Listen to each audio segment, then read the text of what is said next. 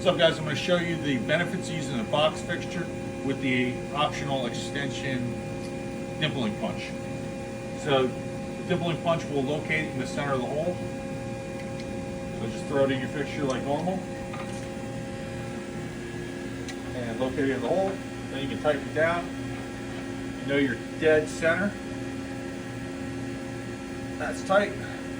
Now you're ready to crush the steel in.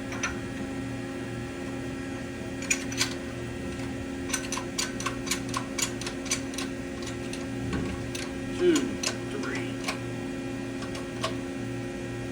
That felt pretty good. And let's see how she came out.